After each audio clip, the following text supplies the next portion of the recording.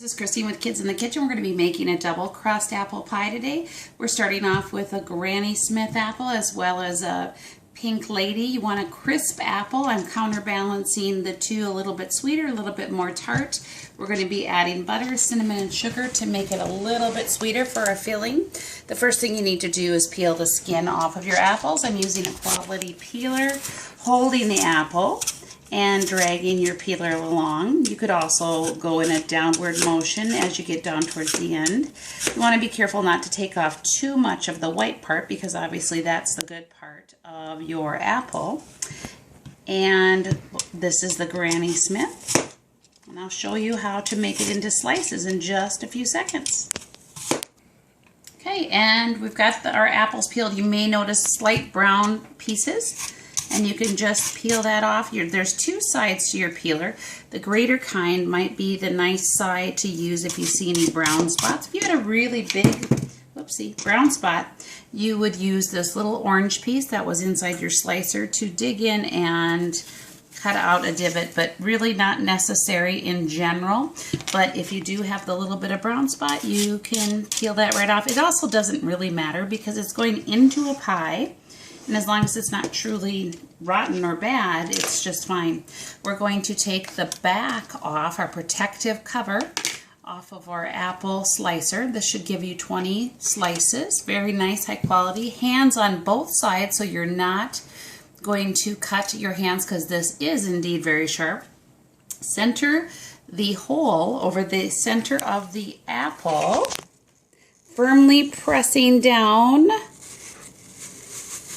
Rocking motion if you need to. You may need a little oofda. Adult. Yeah, no, you have it a little bit off-centered right there. Do I? Yeah, so take it out and then try it. Okay, let's try it again. You just want to get it in the center. If it's on the side, then the plus is going to get stuck on that, as you see right here. Like that. Ah, so thank you, Stanley. We're going to start that over. Let's try it again. Okay, and we have got our apple slices. Now you'll see we're going to carefully remove those, avoiding the blade so we're not injured. Nice slices.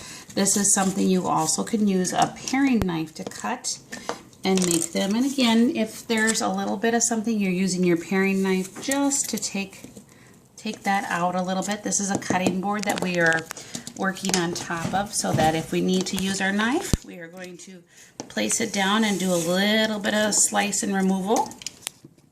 Always being cautious not to cut ourselves.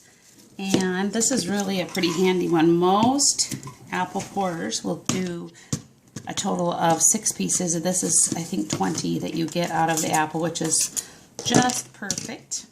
Okay. And let's try this red one more time. Get it a little more centered, as Stanley would say. That was a pretty big apple. And down we go. Much easier. There we go. You may need to push on it, put some weight into it. Notice pushing down. Nice clean slices. All right, and quickly move, and we'll add our spices to it here. Goodness. Sorry, trying to be quick for the video here. You obviously can take a little bit more time than I am. With this one, you want to push a little bit. Get that out of there. Then we're going to add ½ cup of sugar to our pie. Sorry, I just noticed there was a teeny tiny bit of flaw there. ½ cup of sugar, ½ teaspoon of cinnamon, and 3 teaspoons of butter that is not melted. Using our hands to stir around and thoroughly coat our apples, and that will be our filling. We'll place it in our crust in just a few minutes.